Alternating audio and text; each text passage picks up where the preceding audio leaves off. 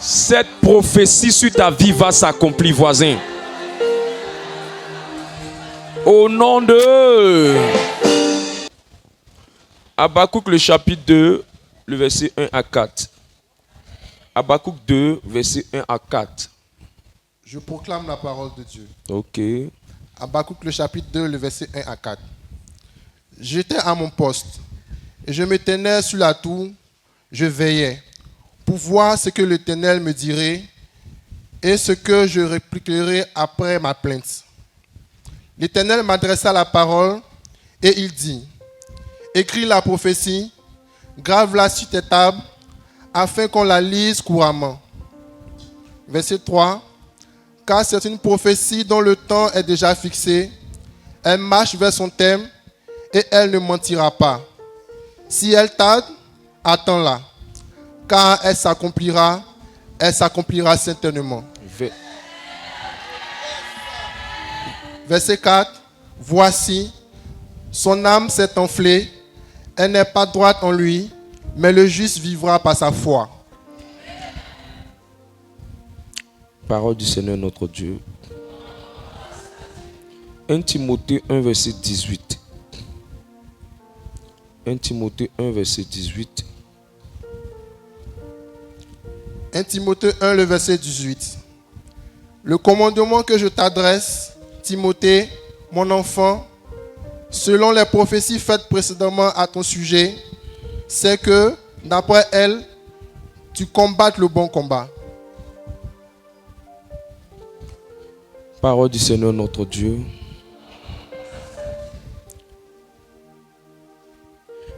Deux Pierre 1, verset 20 à 21.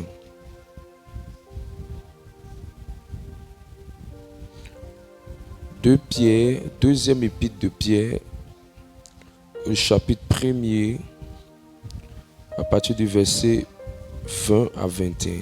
2 Pierre 1, à partir du verset 20.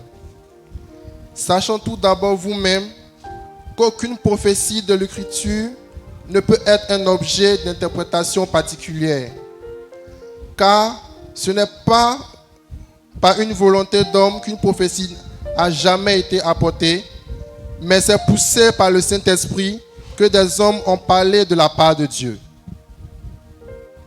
Parole du Seigneur notre Dieu. Jérémie le chapitre 29, verset 11.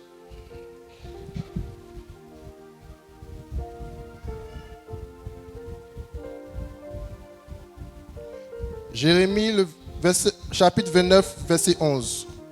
Car je connais les projets que j'ai formés sur vous, dit l'Éternel. Projets de paix et non de malheur, afin de vous donner un avenir et de l'espérance. Alléluia. Alléluia. Alléluia.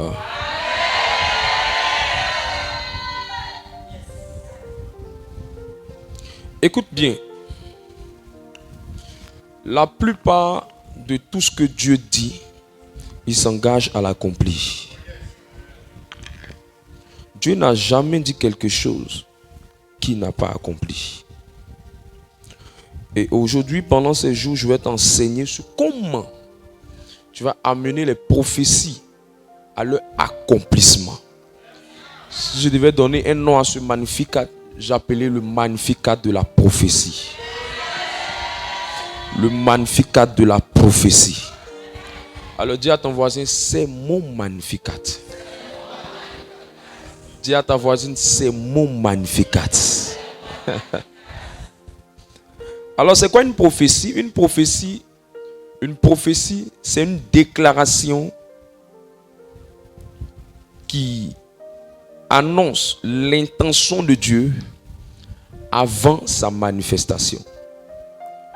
Ou si tu veux, les prophéties, ce sont des déclarations qui annoncent l'intention de Dieu avant leur manifestation. Ésaïe 46, verset 10, que le texte qui vient confirmer ce que je dis. Il est écrit en Ésaïe 46, verset 10, ce qui suit. J'annonce dès le commencement ce qui doit arriver et longtemps d'avance ce qui n'est pas encore accompli. Je dis, mes arrêts subsisteront et j'exécuterai toute ma volonté.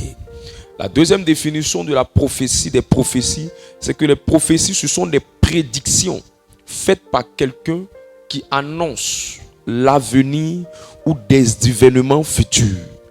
Les prophéties, ce sont des prédictions faites par quelqu'un qui annonce l'avenir ou des événements futurs. Les prophéties, ce sont des prédictions faites par quelqu'un qui annonce l'avenir ou des événements futurs. Alléluia.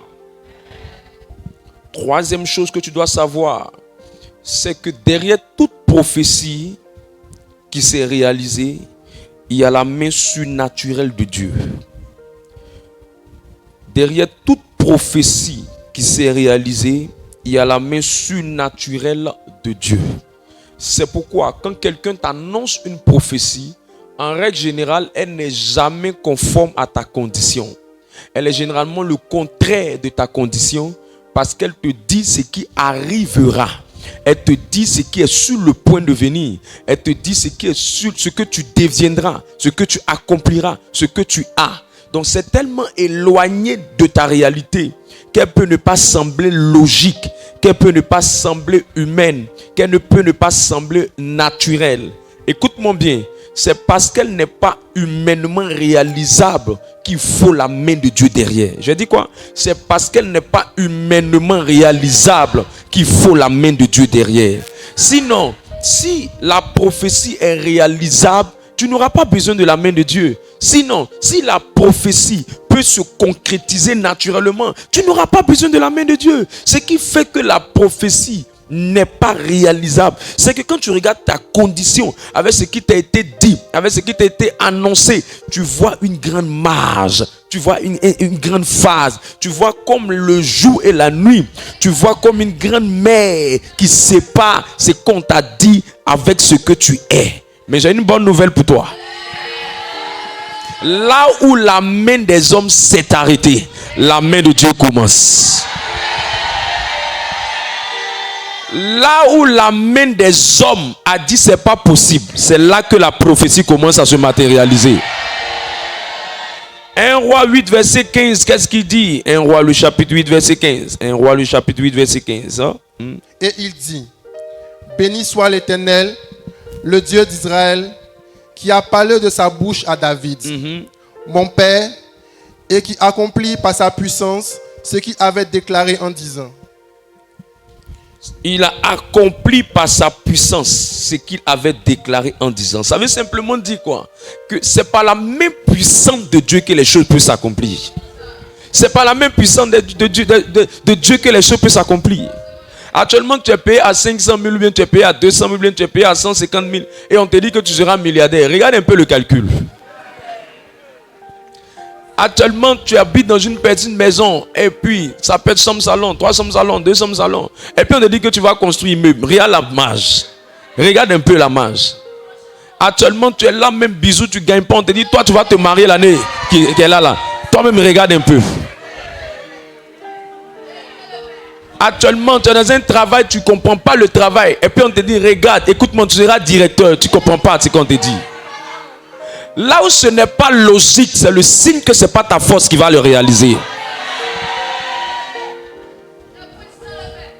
Une prophétie est une déclaration prophétique qui ne ressemble à rien au départ, mais qui finira tôt ou tard par s'accomplir. Qui peut ressembler bizarre au départ, mais qui finira tôt ou tard par s'accomplir. Au départ, ça ne ressemble à rien. Au départ, c'est une graine de tomate, mais elle deviendra une plantation de tomates. Au départ, c'est juste une farine, mais elle peut facilement devenir du pain. Au départ, il ne ressemble à rien, mais dans quelques temps, on sera étonné que c'est lui qui sera le monsieur qui aura le gros ventre. Au départ, c'est la jeune soeur qu'on voyait qui avait la petite forme. Tout le monde l'appelait étant Miss Monde. Mais un bon moment, on est étonné qu'elle devienne maman à Poutou. Ce que tu as dans le présent ne peut pas forcément dire que c'est ce que tu auras dans le futur. Or, la prophétie ne vient pas parler de ton présent. La prophétie vient parler de ton futur. Qui aurait cru que certaines mamans allaient devenir à Poutou? Qui aurait cru que certains frères allaient voir le ventre sortir? qui aurait cru que certaines personnes allaient avoir certaines conditions meilleures que ce qu'elle était hier? C'est là l'œuvre de la prophétie. Qu'est-ce qu'Isaïe 55, verset 8 à 10 dit? C'est pour ça que quand c'est bizarre, même c'est maintenant, il faut danser. Car mes pensées ne sont pas vos pensées. Mes pensées ne sont pas vos pensées. Les pensées, les volontés de Dieu, les voies de Dieu, les méthodes de Dieu ne sont pas vos pensées. Et vos voix ne sont pas mes voix. Et vos voix ne sont pas vos voix. Vous ne voyez pas ça logique, mais ça va devenir quelque chose de grand. Regarde ton voisin, dis-lui, quand tu me vois, tu ne peux pas penser que je peux me retrouver au Canada demain. Hein? Regarde, dis-lui, attends, tu me vois comme ça, il y a Range Rover dans mon corps. Hein? Ça ne ressemble à rien parce que nos pensées, nos voix sont au-delà de ce que lui, il a dit, il va faire. Sont au-delà. Sont au-delà. Ah, je sais qu'il y a un ministre dans ce lieu-là. Je sais qu'il y a un ministre dans ce lieu. Hein. Je sais qu'il y a un ministre dans ce lieu. Allons-y, verset suivant. Dit l'Éternel. Autant les cieux sont élevés au-dessus de la terre. Autant mes voix sont élevées au-dessus de vos voix. Autant mes voix sont élevées au-dessus de vos voix. Et mes pensées au-dessus de vos pensées. Mes pensées au-dessus de vos pensées. Ça veut dire, ce que Dieu dit qu'il va accomplir dans sa prophétie, là, ça dépasse toujours ce que tu peux penser ou imaginer. Ça dépasse. Écoute, sur ton projet, on peut calculer et puis le réaliser. Ça ne vient pas de Dieu. Tout ce qui vient de Dieu, ça dépasse son entendement. Noé, dans son coin, Dieu lui dit, c'est toi qui vas construire l'arche. Il regarde sa forme, il regarde sa condition, il regarde son environnement. Et puis on dit, c'est toi qui vas construire l'arche. Attention, attention. Ce que Dieu dit, c'est pas toi qui vas l'accomplir. C'est lui, Dieu, qui va l'accomplir. C'est pour ça qu'il dit, autant s'élever, autant s'élever. Ça dépasse son entendement. Continue, ce qui va venir là même me plaît plus.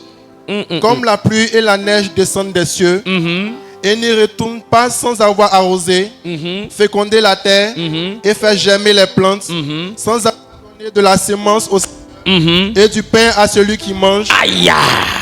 Verset 11. Ainsi en est-il de ma parole. Ainsi en est-il de ma parole. Aïe, aïe, aïe, aïe, aïe, de ma prophétie. Qui sort de ma bouche. Qui sort de ma bouche. Elle ne retourne point à moi sans effet. Elle ne retourne point à moi sans effet. Je veux annoncer à quelqu'un. Je ne sais pas ce que tu as vu en rêve. Je ne sais pas ce qu'ils ont été prophétisé sur toi. Je ne sais pas qu'est-ce qui a été annoncé sur toi. Je ne sais pas ce qui est inscrit sur ta vie depuis le sein de ta mère. Je ne sais pas ce qui a été dit. Mais je vais t'annoncer une chose. Aucun sorcier ne peut arrêter ça. Aucun marabout ne peut arrêter ça. Aucun charlatan ne peut arrêter ça. Aucun prétentieux ne peut arrêter ça. Aucun orgueilleux ne peut arrêter ça. Aucun arrogant ne peut arrêter ça. Aucun fier ne peut arrêter ça. Aucune main humaine ne peut stopper ça. Au nom de... Continue. Continue. Sans avoir exécuté ma volonté et accompli mes desseins. Et accompli mes desseins. C'est-à-dire, quand il pleut, ça tombe. Quand il neige, ça tombe. Donc la parole de l'Éternel va forcément tomber dans ta vie. C'est pour ça que la parole qui sort de ma bouche. Est-ce que je peux te dire quelque chose? Pendant que j'étais en train de préparer ces 3 jours-là, un ange m'a rendu visite. Et l'ange là a fait quelque chose de très mystérieux. Très mystérieux. Je ne vais pas te dire ce qu'il a fait, mais je vais te donner la conséquence de ce qu'il a fait. L'ange a posé un acte. Et quand j'ai demandé au Seigneur, mais l'acte là, qu'est-ce que ça voulait dire? L'ange a dit, et Dieu m'a dit, l'ange là est en train de te dire, le niveau d'autorité qui sort de ta bouche est passé à un autre niveau. Il dit, tout ce qui va sortir de ta bouche pendant ces 3 jours, si quelqu'un l'emmanosa bien, le verbe va se faire serre. La parole va devenir vivante. La parole va prendre vie. La parole va créer quelque chose. C'est pourquoi je viens annoncer à quelqu'un. Après ces 3 jours, tu seras assis en train de travailler quelque part. Voilà pourquoi je viens annoncer à quelqu'un. Après ces 3 jours, tu vas toucher des millions cette saison. Reçois ce feu. Reçois ce feu. Assieds-toi.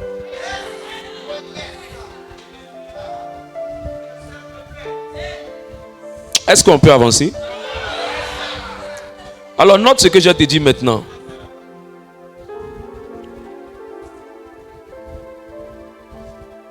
Il y a plusieurs catégories de prophéties.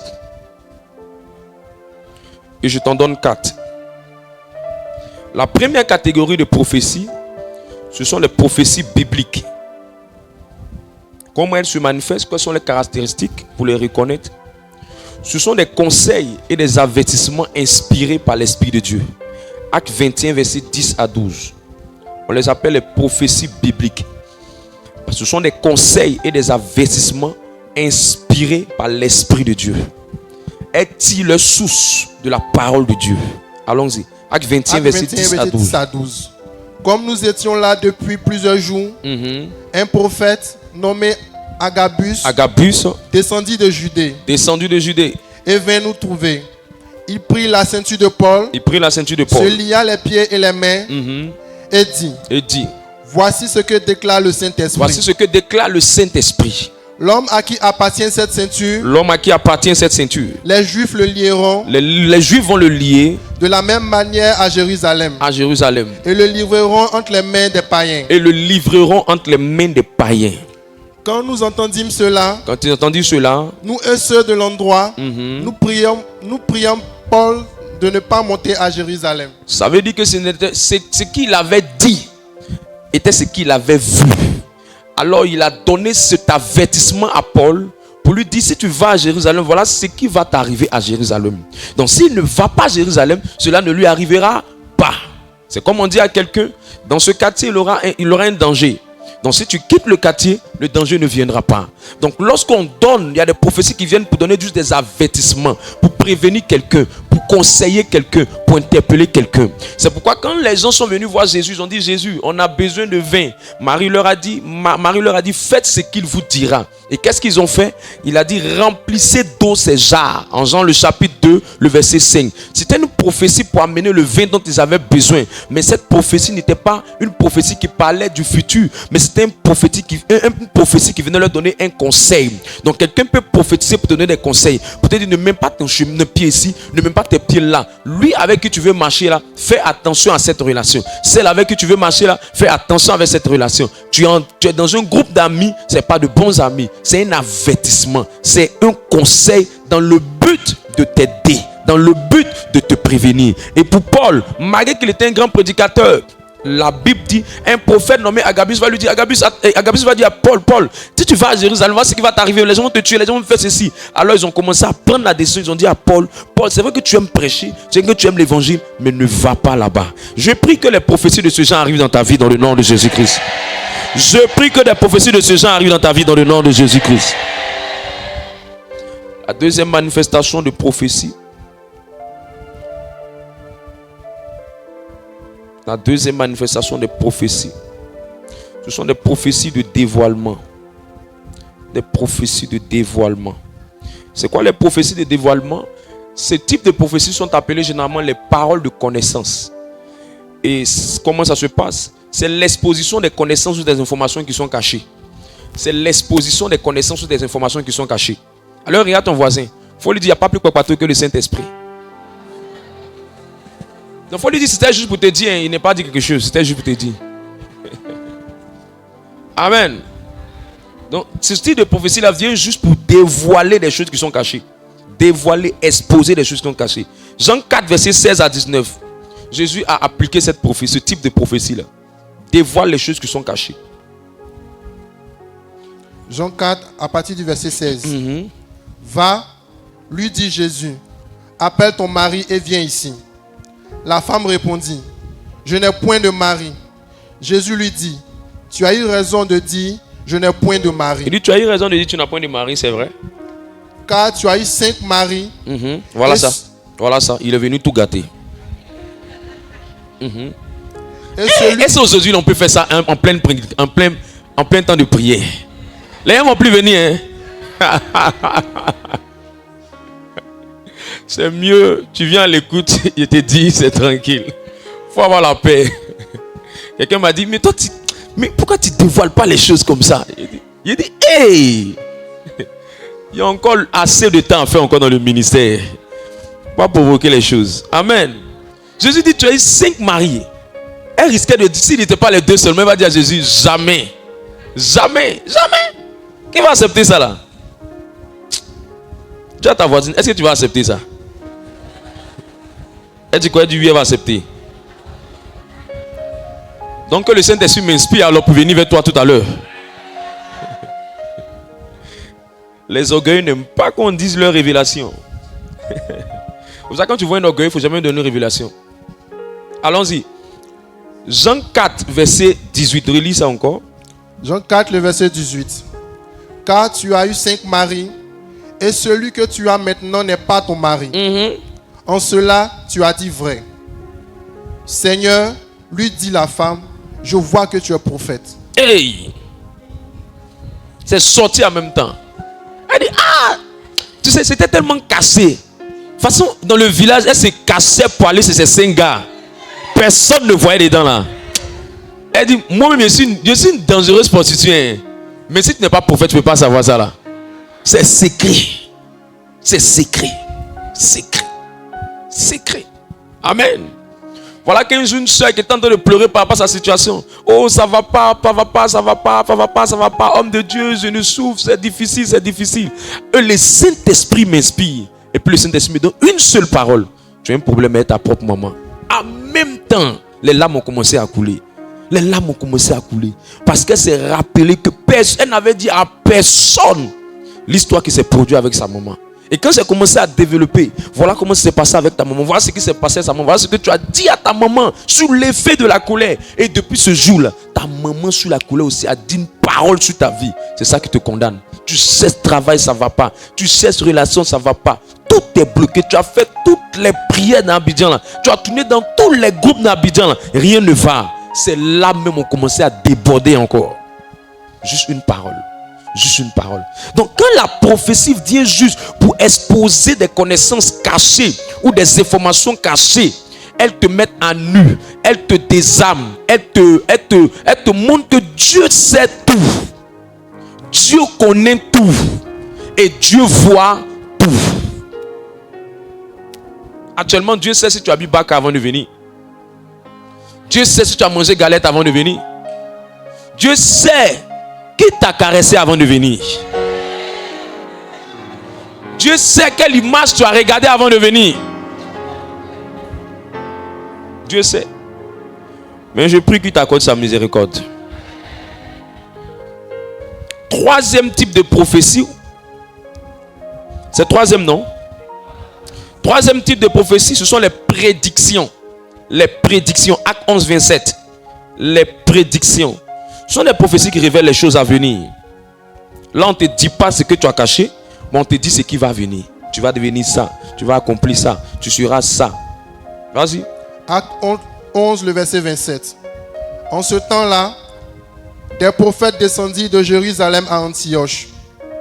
L'un d'eux, nommé Agabus, se leva et annonça par l'Esprit qu'il y aurait une grande famine sur toute la terre. Elle arrive, en effet, sous Claude. C'est-à-dire qu'il a vu qu'il va y avoir une famine et effectivement la prophétie s'est accomplie dans la période où il y avait un empereur qui s'appelait Claude. Exactement ce qu'il a dit. Il a dit il y aura la famine. Exactement, la famine est arrivée. Je prie que pendant ces 3 jours, l'esprit de prophétie soit élevé au milieu de nous.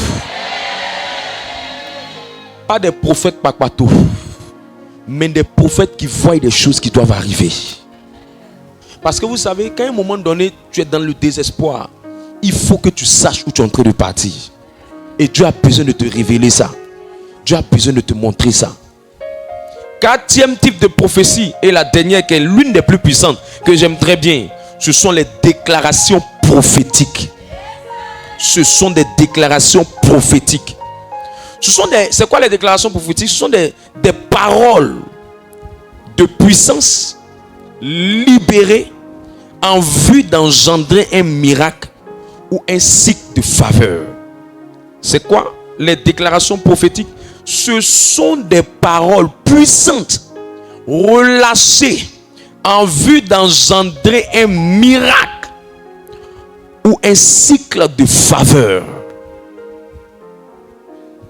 C'est l'une des dimensions de la prophétie qui crée ce qui n'existe pas par le pouvoir de la parole. Ézéchiel 37, verset 1 à 6. Elle crée des choses qui n'arrivent pas, qui n'existent pas. Elles appellent à l'existence des choses qui n'existent pas. Elles créent des choses, elles engendrent des choses, elles amènent des choses. Ah, quand je dis lève ta main, je vais prophétiser, c'est ce type de prophétie. Quand je commande maintenant, je prie dans le nom puissant de Jésus-Christ, que toute personne qui a mis ses pieds dans cette salle, tout ce qui était comme marque sur son visage qui l'empêchait d'aller là où il devait aller, je prie que ce marque soit brisé maintenant. Je commande que le vêtement de rejet soit déchiré de ta vie. Je t'habille du vêtement d'honneur dans le nom de Jésus-Christ. Je prie que de l'humiliation tu passes à l'honneur. Je prie que ton problème devienne ton sujet de danse. Je prie que tes moqueurs deviennent bientôt ceux qui viendront te demander crédit. Je prie que ceux qui étaient en train de dire que tu ne vas rien devenir soient les personnes qui vont venir te servir dans ta villa. Je prie que ton entreprise devienne une multinationale. Je prie que les personnes qui sont censées t'aider depuis le jour où tu es arrivé sur la terre, que ces personnes se rappellent de toi maintenant. Au nom de... Ah, ça rentre. Quand tu dis les paroles de déclaration, ça rentre dans ton âme de la personne. Vas-y. Ézéchiel 37 à partir du verset 1. La main de l'Éternel fut sur moi, et l'Éternel me transporta en esprit. Il me transporta en esprit. Et me déposa dans le milieu d'une vallée remplie d'ossements. Il me déposa dans le milieu d'une vallée remplie d'ossements. Il me fit passer auprès d'eux, tout autour, et voici, ils étaient fort nombreux. Ils étaient fort nombreux. À la surface de la vallée. À la surface de la vallée. Et ils étaient complètement secs. Et ils étaient complètement secs. Donc, comment j'ai vu que c'est pas n'importe quel os. C'est pas os de 2 jours, de 3 jours. Mais ça avait duré. Ça avait duré. Ça avait duré. Il y a longtemps, ils étaient morts. Il y a longtemps, ils étaient morts. Et qu'est-ce qu'il va me dire de faire? Il me dit, fils de l'homme. Ces eaux pourront-ils revivre? Ces eaux pourront-ils revivre? Je répondis. Seigneur éternel. Tu le sais. Aïe, aïe, aïe, aïe. Continue. Il me dit. Prophétise sur ces eaux. Il dit quoi? Il dit quoi? Il dit quoi? Il dit quoi? Il dit quoi? Il dit quoi? Aïe, aïe, aïe, aïe, aïe, aïe, aïe, aïe, aïe. Acclame pour la parole du Seigneur.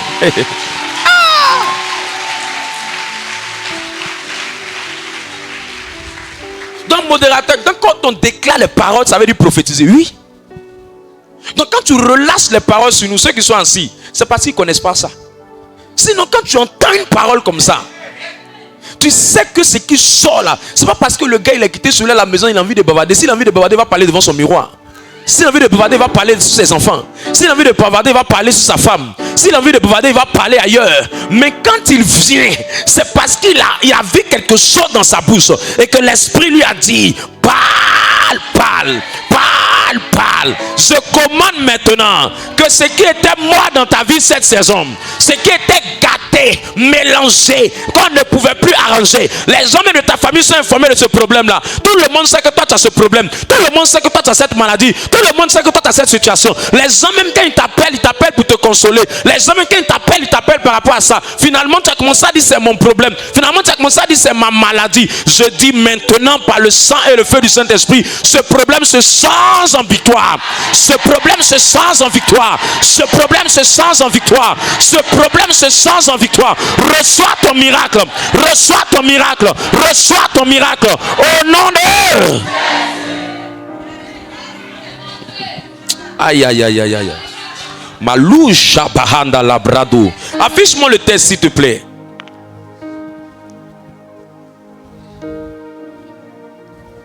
Verset 4. Il me dit, prophétise sur ces eaux et dis-leur. Et dis-leur. Ossements desséchés. Ossements desséchés. Écoutez la parole de l'Éternel. Écoutez la parole de l'Éternel. Ainsi parle le Seigneur. Quand on prophétise, on s'adresse au problème. Quand on prophétise, on ne parle pas aux choses qui nous fatiguent. On parle aux problèmes qui te fatiguent. Si ton problème s'appelle chômage, parle au chômage. Si ton problème s'appelle pauvreté, parle la pauvreté. Si ton problème s'appelle stérilité, parle la stérilité. Si ton problème s'appelle manque, parle au manque. Si ton problème s'appelle galère, parle la galère. Si ton problème, je ne sais pas quel est le nom de ton problème, mais c'est à ce problème qu'il faut t'adresser. Faut pas parler du problème. Parler du problème, c'est dire le problème est grand, le problème est compliqué, le problème est bizarre. On n'a pas dit ça. On dit parle au problème. Parle au problème, ça veut dire adresse-toi au problème. Parle du problème, ça veut dire de dire ce que le problème a, ce que le problème fait, ce que le problème apporte. On n'a pas besoin de savoir ce qu'il a fait dans ta vie, ce qu'il produit dans ta vie, ce qu'il fait dans ta vie, le mal que tu ressens par ce problème. Ça ne nous intéresse pas. Ce qui nous intéresse, qu'est-ce que ta bouche dit face à ce que le problème présente? Vas-y. Ainsi parle le Seigneur. L'Éternel à ses eaux. Voici, je vais faire entrer en vous un esprit. Et vous vivrez. Verset 6. Je vous donnerai des nerfs. Hey! Je ferai croître sur vous de la chair. Je vous couvrirai de peau. Je mettrai en vous un esprit. Et vous vivrez. Regarde, pendant qu'il est en train de prophétiser, il est en train de faire quoi? Il est en train d'arranger, de créer, de former, de formaliser, d'arranger. Je dis, je ne sais pas qu'est-ce qui est gâté, mais c'est ce que tu n'as pas dit qui est encore gâté. Sinon, si tu peux ouvrir la bouche et prophétiser, les choses vont commencer à arriver pour toi. Arrête de parler de ce que le problème te fait. Dis au problème ce que tu veux qu'il devienne. Arrête de parler de ce que tu ressens devant le problème. Dis au problème ce qu'il doit devenir. C'est ce qu'il doit devenir qui t'intéresse. C'est pas ce qu'il te fait qui t'intéresse. S'il peut devenir ce que tu lui dis, ce que tu ressens va finir par partir. Il dit, je vous donnerai des nerfs. Donc, c'est comme si sa bouche devient quoi? Sa bouche devient créatrice. Elle crée les choses. Elle amène les choses. Elle amène les nerfs. Après, elle amène la peau. Après, elle amène l'esprit. Hey!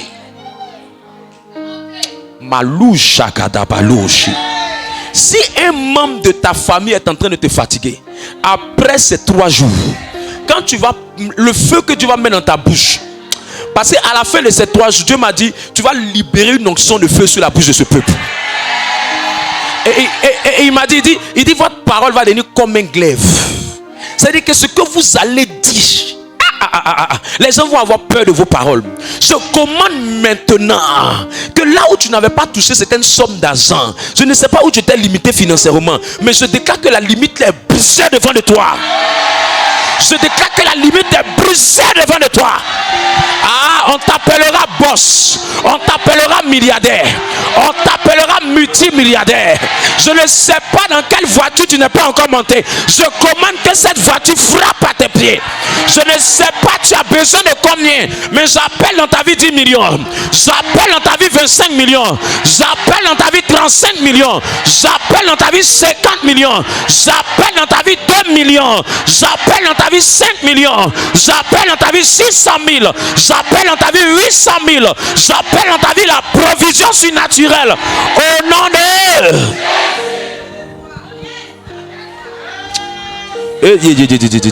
Verset 7 à 10. Et vous saurez que je suis l'Éternel. Et vous saurez que je suis l'Éternel. Je prophétisais selon l'ordre que j'avais reçu. Et comme je prophétisais, il y eut un bruit. Et voici, il se fit un mouvement. C'est normal, comme les os ont commencé à se recoller, comme les os ont commencé à prendre de la chair, comme les os ont commencé à prendre des nerfs. Naturellement, si ça prend de la chair, si ça prend des nerfs, si ça prend de la peau, naturellement, on va entendre un bruit. Ça veut dire, pendant que tu prophétises sur la maison, mais il se fait un bruit dans les sociétés. Aïe, aïe, aïe.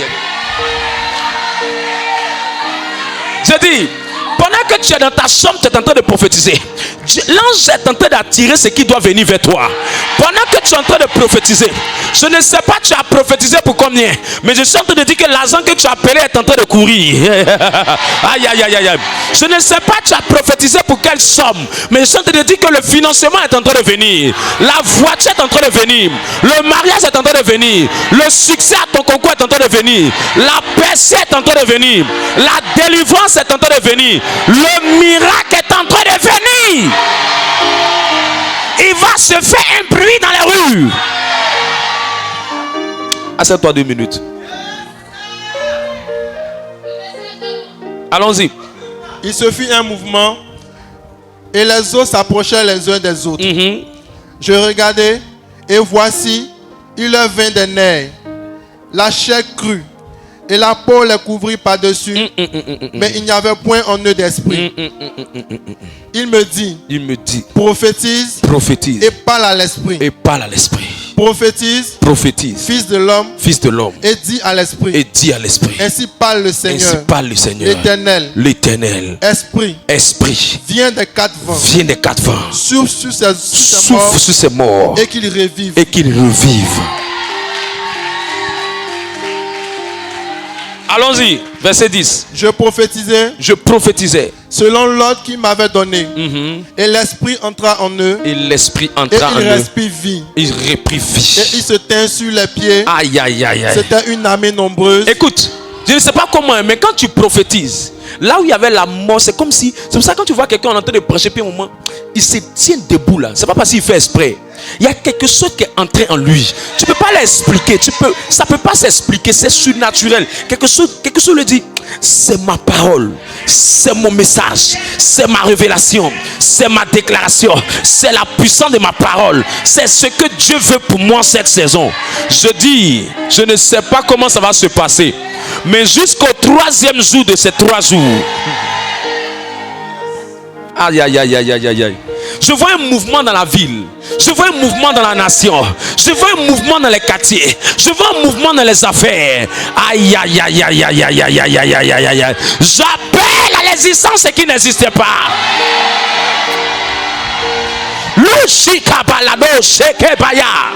J'appelle à l'existence ce qui n'existait pas. Reprends ta position royale. Reprends ton règne. Ce qu'il a dit depuis le sein de ta mère, tu le deviendras. Tu deviendras ce que la parole a dit que tu vas devenir. Tu accompliras ce que la parole a dit que tu vas accomplir. Tu auras le succès à ce projet. Tu auras le succès à ce concours. Tu seras marié. Tu enfanteras. Tu seras celle qu'on appellerait la cérélière. Elle sera enceinte de 7 enfants. Des entreprises naîtront de toi. Des activités naîtront de toi. Tu vas impacter ta génération. Les gens autour de toi verront la gloire de Dieu sur ta vie. Reçois cette grâce. Assieds-toi. Regarde. 2 Chroniques 20 verset 20 dit, assieds-toi. 2 Chroniques 20 verset 20 dit, il dit confiez-vous en ces prophètes et vous allez réussir. Écoute, quand souvent il y a des problèmes dans ta vie, cherche vraiment une parole d'un oint de l'Éternel. Si tu peux trouver une parole d'un oint de l'Éternel qui peut dire quelque chose sur toi, cette situation qui est dans ta main, dans ta vie, dans ton cas, cette situation va se transformer en opportunité pour toi.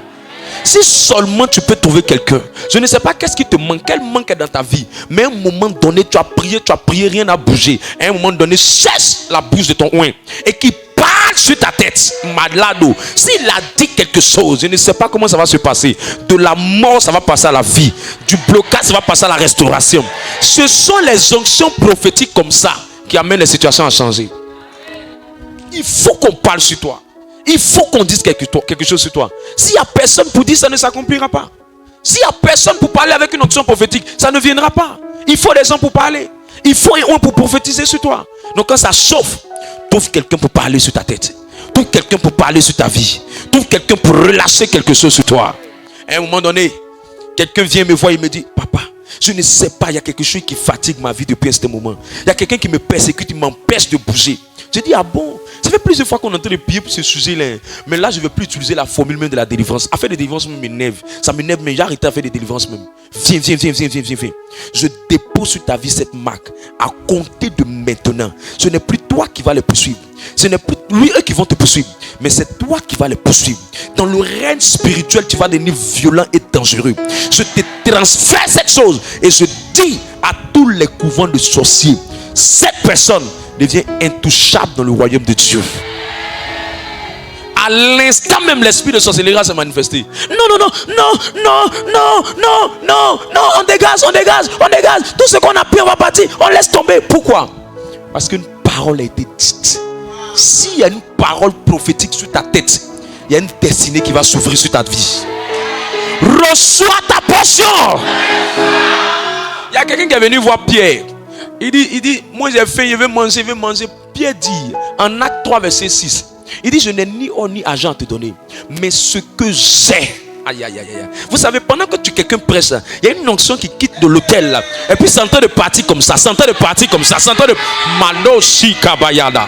C'est en train de partir comme ça. Dans cette onction, il y a travail. Dans cette onction, il y a mariage. Dans cette onction, il y a enfantement. Dans cette onction, il y a délivrance. Dans cette onction, il y a miracle. Dans cette onction, il y a ouverture. Dans cette onction, il y a déblocage. Je dis que l'onction la bouge. Il dit, je n'ai ni or ni argent. Ce que j'ai. Écoute, un homme de Dieu n'a pas, c'est pas l'argent qui prend pour régler le problème. Un homme de Dieu a quelque chose. Ce qu'il avait, c'était l'onction. Ce qu'il avait, c'est ce qu'il avait pris de Jésus-Christ. Ce que j'ai. Il y a quelque chose qui se transfère d'un oin vers un autre oin. Il y a quelque chose qui se transfère d'un père vers un fils. Il y a quelque chose qui se transfère d'une personne qui est chargée d'onction vers une autre personne qui a besoin de ça. J'ouvre le ciel au-dessus de ta tête. J'ouvre le ciel au-dessus de ta tête. Alors, homme de Dieu, comment faciliter l'accomplissement de mes prophéties? Allons en Habakkuk rapidement. La première chose pour faciliter l'accomplissement des prophéties, il est écrit en Habakkuk à partir du verset 2 à 3. Verset 2, Habakkuk dit quoi? Qu'est-ce qu'il nous dit? Habakkuk 2 à partir du verset 2. L'Éternel m'adressa la parole et il dit, écris la prophétie. La première chose que vous voulez qu'une prophétie commence à s'accomplir, il faut l'écrire. Écrire la prophétie, ça veut dire simplement ne méprise pas la prophétie. Ne méprise pas la prophétie. Ne méprise pas la prophétie. C'est pour ça que quand tu parles à quelqu'un et puis il prend la peine de noter, c'est la preuve qu'il considère ce que tu dis. Quand tu parles à quelqu'un et il ne prend pas la peine de noter, c'est la preuve qu'il ne considère pas ce que tu dis. Parce que les quoi?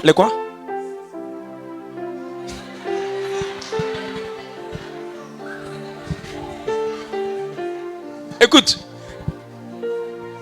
les gens disent les paroles s'envolent, mais les écrits restent. Donc, le fait de dire écrire, ça ne veut pas dire que la personne a besoin d'aller à l'école pour écrire. Ça veut simplement dire qu'il faut t'arranger pour que ce qui est dit là puisse rester sur ton cœur. Parce que la première matière première dans le règne spirituel, c'est la tablette de ton cœur. C'est pour ça Moïse, quand il est allé sur le mont Sinaï et que Dieu devait lui donner les 10 commandements, la Bible dit qu'il a pris une tablette et il écrit. Oh, le même texte dans l'Ancien Testament dit, écrivez les paroles de l'Éternel, gardez-les sur les tablettes de votre cœur. Donc le fait d'écrire dit que ça doit rester sur ton cœur. Et pour qu'on te demande que ça reste sur ton cœur, c'est pour ne pas que tu la négliges, c'est pour ne pas que tu oublies, c'est pour ne pas que tu la sous-estimes. Donc une prophétie s'accomplit comment? C'est toi. Une prophétie s'accomplit comment? Elle s'accomplit parce que tu as cru. Écoute, ce sont les prophéties auxquelles tu crois qu'ils s'accomplissent. La prophétie qui a dit que tu vas voyager, tu ne vas pas croire, ne va pas s'accomplir. Tu vas partir au village, tu ne vas même pas partir en Europe. C'est comme si l'avion sera lourd devant de toi. Juste parce que ta foi n'a pas rendu ça léger. Mépriser les prophéties. 1 Thessaloniciens 5 verset 20 dit quelque chose à ce propos. Et les gens, quand tu viens leur donner une révélation, quand on relâche des paroles, ils sont là. On dit tu seras prospère. Il n'a qu'à finir, moi il veut noter. Il n'a qu'à finir, moi il veut faire ça. Il n'a qu'à finir, moi. Parce qu'il ne croit pas. Oh, ce en quoi tu ne crois pas ne peut pas te transformer. C'est pour ça qu'il a dit la parole à Marie. Marie, tu deviendras enceinte. Marie a dit quoi? Qu'il me soit fait selon cette parole. Le fiat de la femme là a créé, a amené le verbe à devenir chair. Si seulement tu peux quitter le niveau de quelqu'un qui entend la prophétie au niveau de quelqu'un qui croit en la prophétie, je t'assure, c'est le début de ta délivrance. 1 Thessaloniciens 5, il dit, ne méprisez pas les prophéties. Dis à ton voisin, il ne faut pas mépriser ça. Pas mépriser ça. Moi comme ça là, moi comme ça là, moi comme ça là. Non.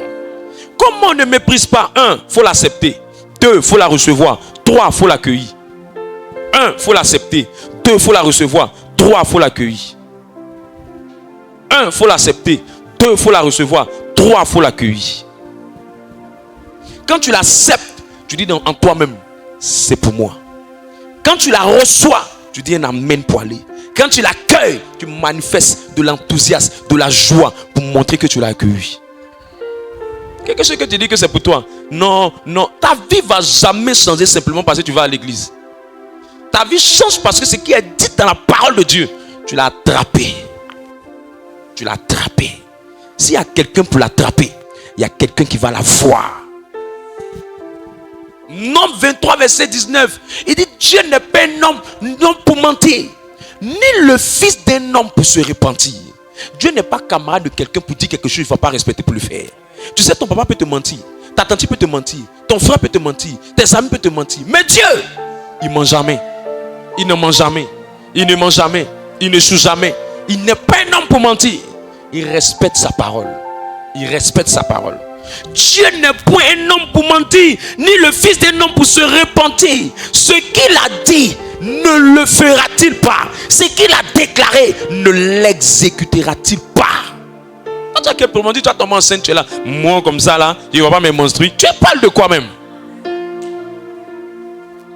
Il y a quoi? Il y a fibrome, il y a kyste, il y a myome. Quoi? On dit tu as tombé enceinte, tu racontes quoi? On a vu fibrome ici s'est transformé en bébé. Toi tu parles de quoi? Il ne faut pas regarder les conditions pour bloquer cette prophétie. On dit toi là, tu vas finir par construire ta propre maison. Tu dis, hein, mes économiques n'arrivent même pas à 200 000 là. Tu parles de quoi? Qui t'a dit que tu vas aider Dieu à construire? Il est responsable de ce qu'il te dit. Ce qu'il t'a montré dans le rêve, il va l'accomplir. Dieu est assez responsable. C'est un père responsable. Il n'a pas demandé ton avis pour créer la terre. Il n'a pas demandé ton avis pour créer la terre, tout ce qu'elle renferme. La Bible dit que la terre, tout ce qu'elle renferme appartient à l'Éternel. Il est Dieu depuis le commencement. Il demeure Dieu. Il restera Dieu. Malachie 3 verset 6 dit, il est le Dieu qui ne change pas. Ce n'est pas ton problème bancal là qui le fera changer. Je ne sais pas comment ça fonctionne. J'ai vu à la baie, une dame habitait une maison qui était en bois. Elle n'est pas allée dans maison en location. De maison en bois, elle est devenue propriétaire de sa maison. Je crois qu'il y a un Dieu qui peut prendre quelqu'un de la boue et la mener parmi les grands.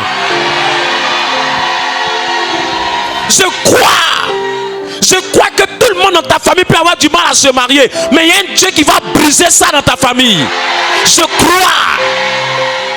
crois que dans ton entreprise, personne ne peut avoir une promotion. Mais Dieu va t'enlever de ce lieu-là pour t'amener à la position plus élevée.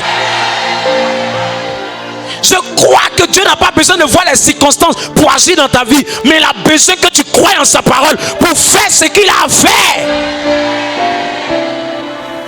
Marie n'avait aucun signe pour tomber enceinte. Qui a dit que forcément une grossesse doit arriver parce qu'on crache? Il y a des grossesses mystérieuses que le diable cache et que Dieu cache au diable. Il cache. Au moment où tu sais, c'est déjà parti. Il y a des destinées comme la destinée de Joseph. Eux, on ne comprend pas pour eux. Eux, c'est de la prison qui deviennent grands. Normalement, c'est après les études qu'on arrive à avoir concours pour entrer à la primature. Après les études, soit tu allais faire administration des affaires, soit tu as étudié à HEC Paris, soit tu as fait la BAD. Mais le seul homme dans la Bible qui n'est pas parti à HEC, qui n'est pas parti à BAD, qui n'est pas parti dans les meilleures écoles d'économie, mais qui est parti en prison. De la prison, il est rentré à la primature. Je vais dire à quelqu'un dans ce lieu, c'est de la propre Mahana Labrado Shika Baba Baba. Je vais dire à quelqu'un, c'est de problèmes que tu es en train de parler là. C'est de là que va venir la gloire de Dieu dans ta vie.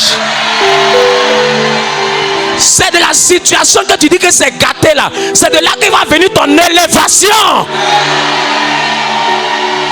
Reçois cette grâce. Assieds-toi. Hébreu.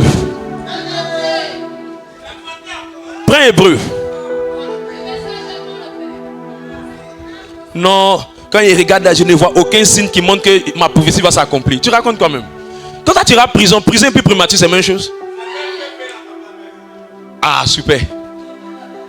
Prison. Et puis tu te retrouves à la primature. J'ai fini par me rendre compte que si Dieu n'avait pas mis Joseph en prison, et que Joseph était resté chez ses frères, et chez Potiphar, et que de ce Potiphar, on l'avait juste chassé, Joseph allait repartir en famille. Donc Dieu savait que s'il quittait chez Potiphar, et qu'on ne l'amenait pas en prison, il allait retourner en famille. Qu'est-ce que Dieu va faire? Dieu a fait en sorte qu'on l'emmène en prison, pour qu'il se retrouve chez Pharaon. Souvent, il y a des problèmes qui sont comme l'ascenseur de Dieu pour t'amener vers ta gloire.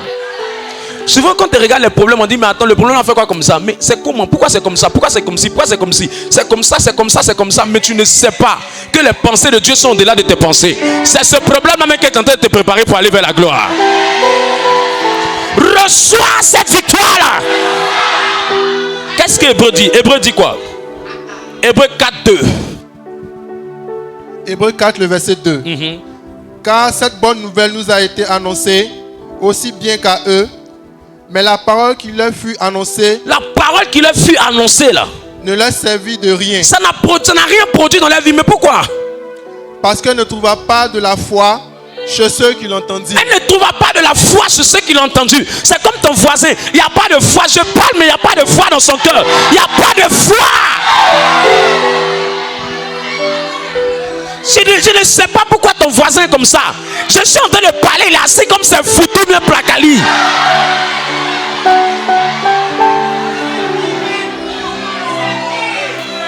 C'est parce quelle nourriture ça? Tu as mangé placali avant de venir à la prière ou bien? On parle de la foi, toi tu es assis comme foutu, tu es assis comme banane. Tu ne sais pas que les hommes de foi sont zélés. Les hommes de foi sont zélés. Hey! Il dit la parole, remets le texte. Il dit la parole ne leur servit à rien. Pardon, je ne veux pas que cette parole ne te serve à rien. Il y a trop d'onction derrière. Il y a trop de grâce derrière. Il y a trop de témoignages derrière. Il y a trop de délivrance derrière. Il y a trop de miracles derrière. Pour qu'elle ne te serve à rien. Derrière cette parole, il y a ton mariage. Derrière cette parole, il y a ton élévation. Pardon, il faut la recevoir avec la foi. Lis le texte, mon frère. Lis le texte. Lis pour quelqu'un. Il va penser que c'est moi qui ai dit ça. Vas-y. Nous a été annoncé. On dit bonne nouvelle, on n'a pas dit mauvaise nouvelle. Vous ne trouvez pas que c'est bizarre? Comment on peut annoncer bonne nouvelle à quelqu'un mais ça ne lui sert à rien? Ça veut dire que je peux dire à quelqu'un tu dois te marier, mais le mariage ne va pas s'accomplir malgré que c'est une bonne nouvelle. Ce n'est pas la bonne nouvelle qui change ta vie, mais c'est ta foi dans la bonne nouvelle qui change ta vie. Vous-même, si vous donnez un cadeau à quelqu'un, celui qui reçoit avec foi, avec joie, vous allez lui donner encore. Mais celui qui reçoit qui est bizarre, vous ne lui donnez pas encore. Je dis la bonne nouvelle qui est dans ma bouche là. Si tu peux la recevoir avec joie, que là qui saute 2 fois. 1, 2, yakaba yalo shikebelebele, rabababababababababa.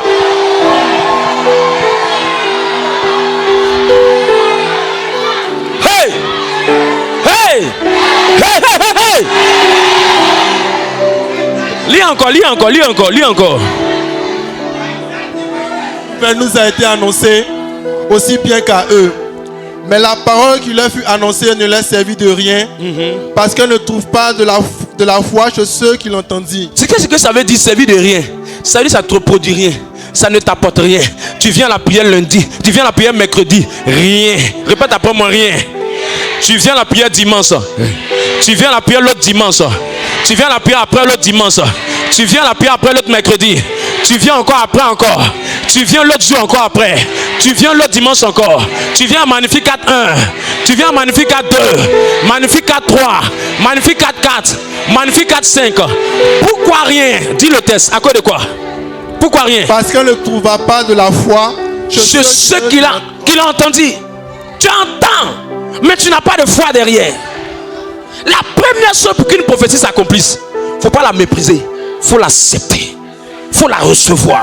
faut l'accueillir, faut la lambado, faut la prendre avec enthousiasme. Faut dire c'est ma parole, c'est mon témoignage, c'est mon miracle, c'est ma délivrance, c'est ma victoire, c'est ma grâce, c'est pour moi. Je sais et je sais et je sais et je sais et je sais et je sais ça. Au nom de... Asseyez-toi un peu. Oh shika balabala. Lebra ikamano shike biri biri biri. Malando shika balabrado. Deuxième chose. Deuxième chose qui bloque, qui empêche d'attraper la prophétie, qui empêche la facilité. Un, c'est que les gens méprisent la prophétie. Ils n'écrivent pas la prophétie. Ils négligent la prophétie. Ils ne croient pas en la prophétie. Ils ne donnent pas de l'importance à la prophétie. Deuxième chose. Hébreux 2, verset 4. Habakkuk plutôt. Habakkuk 2, verset 4. Excusez-moi. Habakkuk 2, le verset 4. Voici, son âme s'est enflée. Elle n'est pas droite en lui. Mais le juste vivra par sa foi. Le juste, on parle de prophétie dedans, mais à la fin on dit que le juste va vivre par sa foi. Ça veut dire que toute prophétie, peu importe ce qu'elle a été dite, pour qu'elle puisse prendre vie, il faut que tu aies la foi. Donc on dit que le juste vivra par la foi. Il est juste d'abord, mais on dit que pour que ce juste puisse vivre dans ce qu'il va faire, puisse vivre dans ce qu'il va entreprendre, puisse vivre dans sa carrière, puisse vivre dans sa vie sentimentale, puisse vivre dans ses projets, puisse vivre dans sa vie spirituelle. Il faut que le juste là, il puisse marcher, opérer par la foi. La deuxième chose qui fait que certaines personnes n'arrivent pas à avoir la manifestation des prophéties de leur vie, c'est qu'ils ont un cœur qui doute. Ils ont un cœur qui doute. Ils ont un cœur qui doute. Écoute, peu importe qui tu es, peu importe comment tu fonctionnes, peu importe comment ton cœur est rempli de ce que tu veux que Dieu fasse pour toi, peu importe le désir qui embrasse ton cœur, mes amis, tant que ta foi n'est pas en place et que le doute est en place, le doute est en place, le doute est là, la main de Dieu ne se manifestera pas. Dieu veut, mais Dieu ne peut pas. Ta foi doit être intacte. Ta foi doit être déployée. Parce que la tempête du doute là, c'est la tempête qui te fait regarder non pas à ce que Dieu veut faire, à la prophétie qui t'était dite, mais qui te fait regarder à tes réalités, à tes conditions, à ton environnement. Écoute, la réalité n'est pas toujours la vérité. La réalité ne veut pas dire que ce que Dieu dit va changer. Je ne sais pas comment ça fonctionne, mais il n'y a pas une réalité qui a étouffé la parole de Dieu. La seule chose qui étouffe la parole de Dieu, c'est la tempête du doute. Quand Pierre en Matthieu 14 est en train de marcher sur l'eau, vers le verset 30, la Bible dit qu'il avançait bien. Il avançait bien. Il avançait bien. Quand la tempête du doute est venue, comment elle est venue? Pierre n'a plus regardé à son Messie qui lui disait viens. Mais Pierre a commencé à regarder à la tempête qui se levait. Écoute, ne regarde pas au célibat qui se lève. Ne regarde pas au chômage qui est là. Ne regarde pas au manque d'argent qui est là. Ne regarde pas au manque de travail qui est là. Ne regarde pas ta condition qui est là. C'est pas ça qui est important. Ce qui est important, c'est la parole que ton maître t'a dit. C'est la prophétie que le Dieu que tu sais a dit. C'est ce qu'il a dit qui est important que ce que tu vis. Ce que tu vis, c'est un mensonge. Ce que tu vis, ce n'est rien. C'est le contraire de ce qui est sur le point de venir. Il était à un pas de l'accomplissement de la prophétie. Et il a commencé à douter. Il dit, mais l'homme m'emporte, l'homme m'emporte, l'homme m'emporte. Écoute-moi, s'il y a un secret à te donner, le doute doit être ton ennemi. Le doute doit être ton ennemi. Comment le doute vient? Il vient quand tu regardes la condition. Comment le doute vient? Il vient quand tu regardes à ce problème qui est en train de venir. Est-ce que je peux te dire quelque chose? Écoute, chaque fois qu'une prophétie commence, elle vient toujours sous la forme de son contraire. Toutes les prophéties qui disent que quelqu'un va se marier, elles commencent d'abord par un célibat qui ne maîtrise pas. Toutes les prophéties qui disent que tu vas voyager, elles commencent par le fait qu'il n'y a aucune ambassade qui accepte de te donner le visa. Toutes les prophéties qui disent que tu vas aller loin, elles commencent toujours par le fait que tu n'arrives même pas quelque part. Les prophéties commencent par le contraire. Pourquoi elles commencent par le contraire? Parce que le diable te fait regarder au contraire. Alors que toi, tu ne dois pas regarder au contraire. Toi, tu dois voir au-delà de ce contraire.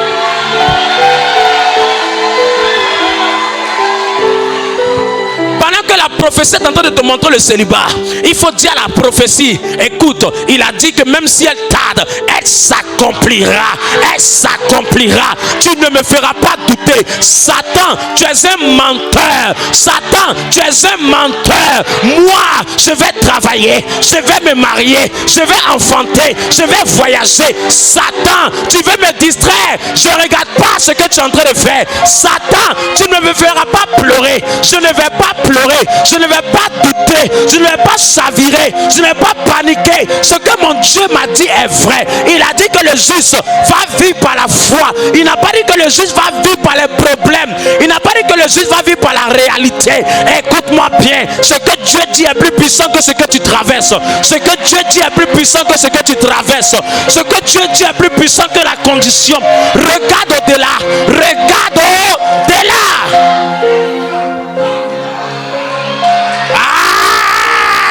Aïe!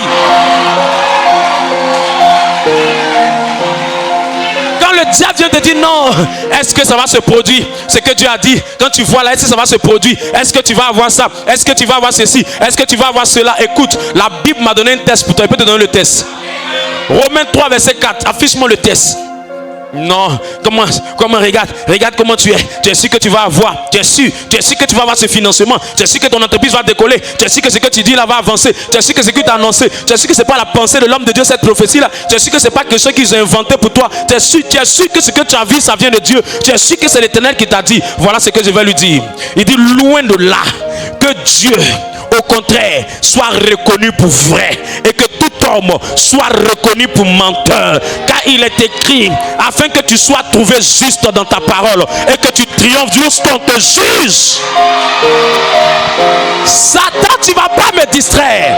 Satan, tu ne vas pas me distraire. Satan, tu ne vas pas me faire pleurer. Mes larmes ne vont pas couler pour te faire plaisir. Mes larmes ne vont pas couler pour que tu te moques de moi. Satan, tu as joué bité. Satan, sors de ma vie. Satan, dégage de ma vie. Tu ne vas pas rendre ma journée bizarre. Tu ne vas pas rendre mon sommeil bizarre. Tu ne vas pas rendre ma semaine bizarre. Tu ne vas pas rendre mon projet bizarre. Satan, ce que Dieu a dit est vrai. C'est toi le menteur. C'est toi le menteur. C'est toi le menteur. C'est toi le menteur. Dégage. Dégage. Dégage. Dégage. Au nom de... Assieds-toi. Malo shika bababa. Lebradi kabaya. Demeure ferme dans la foi. Demeure dans ta foi. Et la prophétie va s'accomplir. Demeure dans ta foi. Dors dans la foi. Dors dans la foi. Mange dans la foi. Espère dans la foi. Repose-toi dans la foi. Tu vas voir, la prophétie va finir par se manifester. La prophétie va finir par se manifester. Écoute-moi. Quelqu'un avait dit un jour, c'est ça le transport pour faire un voyage. Il est monté dans un car. Il dit, je vais monter dans le car par la foi. Il dit, je vais partir à la gare plutôt par la foi. Il n'avait même pas le transport pour partir. Il dit, Seigneur, tu m'as dit que je vais partir. Il arrive à la gare. Depuis, il ne voit pas le signe que Dieu lui a dit, il va lui donner l'argent. Il ne voit aucune manifestation. Il dit, mais Seigneur, les gens ont tenté de prendre le ticket. Je fais comment? Il s'est rappelé d'une chose. Quand Dieu voulait délivrer le peuple d'Israël, écoutez-moi bien, Moïse a frappé Pharaon. Il a fait tout ce qu'il pouvait faire. Pharaon dit, je ne laisse pas. Pharaon dit, je ne bouge pas. Pharaon dit, je ne laisse pas. Pharaon était têtu. Un bon matin, la main de Dieu s'est levée là. Dieu a dit à Moïse, Moïse, assieds-toi. Les ennemis que tu vois là, c'est le moment où je vais les combattre à ta place. Assieds-toi, reste tranquille. Quand Dieu a levé la main, il a commencé à frapper Pharaon. En une seule nuit, le peuple d'Israël est sorti de l'esclavage vers la terre promise. Je vais dire à quelqu'un, Dieu n'a pas besoin de 10 heures pour changer ta vie. Écoute, une seule nuit va te faire oublier 10 années de pleurs. Une seule nuit. Le lendemain, tu te réveilles, ton compte est rempli. Une seule nuit. Dieu n'a pas besoin de beaucoup de temps pour changer ta vie. C'est une seule nuit. C'est un jour, on a pris Joseph. Il était en prison pendant plusieurs années. Mais c'est un seul jour. On l'enlève de la prison et on l'amène à la primature. Je vais dire à quelqu'un, tu as pleuré pendant 10 ans, mais c'est en 3 jours que tu vas commencer à célébrer. Je vais dire, Dieu n'a pas besoin de beaucoup de temps.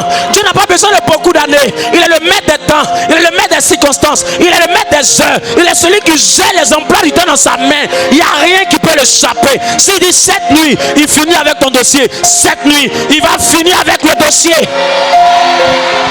Lucy Kabalado, Rakabayado Shikebelebere, Radabadabadabadabadara, les mama Lisha Libra, les mama Randi Librado Sababa, les mama. Je dis, toi tu es là, tu te dis, est-ce que Dieu va encore faire? Est-ce que Dieu va encore faire? On est à la dernière minute, on est à quelques mois, on est à quelques jours, on est à quelques semaines. Écoute-moi bien, ce magnificat, c'est le magnificat de l'accomplissement de ta prophétie. Dimanche va pas arriver. Ils vont t'appeler pour commencer. Dimanche va pas arriver. Le marché que tu attendais va venir. Dimanche va pas arriver. L'homme qui t'avait fait la promesse va s'exécuter. Dieu n'a pas besoin de beaucoup de jours. Dieu n'a pas besoin de beaucoup d'années. Une seule journée. Une seule journée. Toi qu'on a humilié, tu vas passer à la hauteur. Toi qu'on a rejeté, tu vas passer à la grandeur. Il y a un Dieu pour les gens. Il y a un Dieu pour les orphelins. Il y a un Dieu pour les pauvres. Il y a un Dieu pour les rejeter. Il y a un Dieu pour ceux qui n'ont pas de bras longs. Il y a un Dieu pour ceux qui ont dit que c'est fini pour eux. Il y a un Dieu pour eux. Ce rédempteur va se lever. Ce rédempteur va se lever. Ce rédempteur va se lever. Commence à parler à Dieu. Commence à parler à Dieu. Prie 2 minutes. Prie 2 minutes. Prie 2 minutes. Lebra ikabayano shikabada. Dis-lui, je vais monter. Que mon doute s'arrête. Enlève les doutes de mon cœur. Enlève le doute de mon cœur. Enlève le doute de mon cœur. Enlève le doute de mon cœur. Établis ma foi. Établis ma foi. Que Satan ne me mange pas. Établis ma foi. Les shikabala. Les mama lou shikele. Les mama. Enlève le désespoir. Enlève le découragement. Mets la foi en moi. Mets la foi en moi. Mets la foi en moi. Enlève le doute. Le doute qui veut éteindre ma prophétie. Enlève la peur. Enlève le doute. Enlève tout ce qui fait que je me sens découragé. Non. Irida. Lodododododododo. Ibradi sabada. Imama. Rododododododo. Ibradadadadi shadada. Le mama lududu. Rodododododododododo. Heka. Imama hondolododo. Hedalara. Imama nushikabada. Enlève le doute. Enlève le doute. Enlève le doute. Enlève le doute. Enlève le désespoir. Enlève le découragement. Enlève la tièdeur. Établis la foi en nous. Établis la foi en nous. Suscite un peuple de foi. Suscite un peuple de foi. Tu dis quand le juste l'homme viendra, est-ce qu'il trouvera la foi au milieu de nous? Père, mets la foi dans le cœur de quelqu'un. Mets la foi dans le cœur de quelqu'un. Mets la foi dans le cœur de quelqu'un. Enlève le doute. Enlève le doute. Enlève le doute. Enlève le découragement. Enlève le désespoir. Mets en nous l'espoir. Parce que la foi, c'est le tapis de ta manifestation. Sans la foi, tu ne te manifestes pas. Sans la foi, tu n'accomplis pas. Sans la foi, tu ne produis pas. Non, je refuse de douter. Que tous les hommes soient trouvés menteurs. Satan est un menteur. Satan, tu ne vas pas m'avoir. C'est moi, je vais me marier. Je vais travailler. Je vais enfanter. Je vais prospérer. Satan, tu ne vas pas m'avoir. Tu ne vas pas m'avoir. Tu ne vas pas m'avoir. Tu ne vas pas me décourager cette fois-ci. Je vais arriver jusqu'au bout. Je vais arriver jusqu'au bout. Je vais arriver jusqu'au bout. Ce concours-là, je vais l'avoir. Cet examen-là, je vais le réussir. Ce projet-là, je vais l'avoir. Je ne vais pas me relâcher. Je ne vais pas me relâcher. Je ne vais pas abandonner. C'est toi qui vas abandonner. Moi, je n'abandonnerai pas. Moi, je ne abandonnerai pas. Moi, je ne vais pas relâcher. Tu mens, Satan. Tu mens, Satan. Tu mens, Satan. Tu mens, Satan. Tu mens, Satan. C'est moi qui aurai la victoire. C'est moi qui aurai la victoire. C'est moi qui aurai la victoire. Le Rédempteur va se lever pour moi. Le soleil de justice va se lever pour moi. C'est mon temps. C'est ma saison. C'est mon temps. C'est ma saison. C'est mon temps. C'est ma saison. J'ai trop pleuré. J'ai trop pleuré. Le temps de la gloire est arrivé. Libahanda. Radadadadadada. Eh bali sada. Eh mama. Radadadadadadadadadadadadada.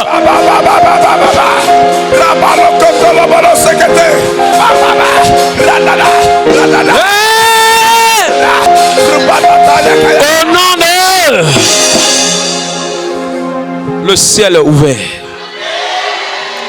La grâce est manifestée. La puissance de Dieu est à l'œuvre. Sa gloire est déployée. Son onction coule au milieu de nous. Au nom de Jésus. Au nom de Jésus. Au nom de Jésus.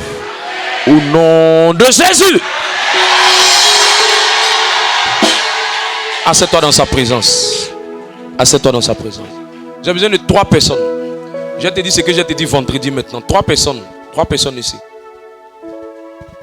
Marc 11, 23. 3 personnes. Première personne. Deuxième. Troisième. Ça, lui, c'est le résultat de la foi. Le résultat, l'accomplissement de la prophétie. C'est cette étape. Lui, c'est l'acceptation de la prophétie. Quand on envoie la prophétie, tu vas te marier, tu vas prospérer, tu vas être riche, tu vas être grand, tu seras admis. Ça là, lui, c'est lui qui représente l'image de l'acceptation. Il dit j'accepte, je prends, c'est pour moi. Lui, c'est la deuxième étape. Il dit si quelqu'un dit, vas-y, Marc 11, 23.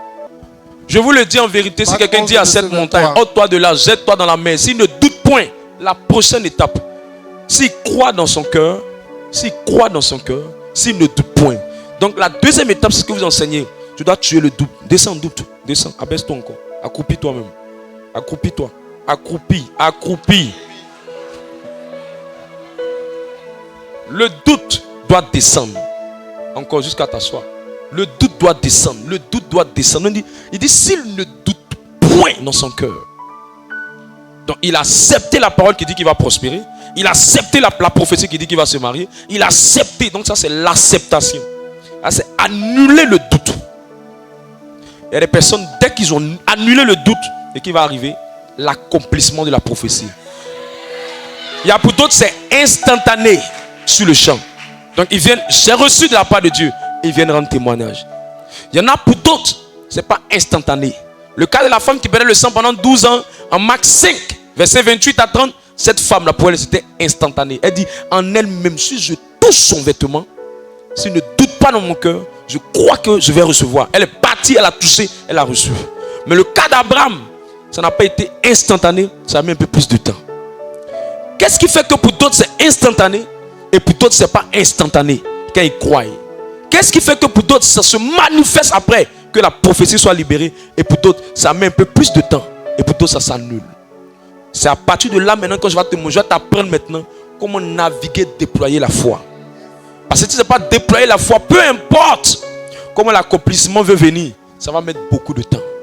Il y a un groupe de personnes, eux, ils ont ce qu'on appelle la zéro foi. Zéro foi, c'est le groupe de personnes. Eux, ils disent, je suis découragé. Ce n'est pas la peine. Dieu, il est partout. Alors, je vais aller chez un marabout. Il va régler mon problème. Parce que c'est même Dieu là. Tout comme quand il est parti, lui aussi, il va dire Dieu. Donc, c'est même Dieu là. Alors, ça, c'est zéro foi. Foi du village. Zéro foi. Zéro foi. Après ça, il y a la petite foi. Après ça, il y a la moyenne foi. Et après ça, il y a la grande foi. La grande foi, c'est elle qui produit l'instantané. La moyenne foi, c'est elle qui fait que souvent ça va. Ça prend un peu plus de temps. Comment tu fais pour évoluer à ce niveau? Rendez-vous vendredi. Acclame le roi des rois. Malosi Kebelebo. Bradabayado.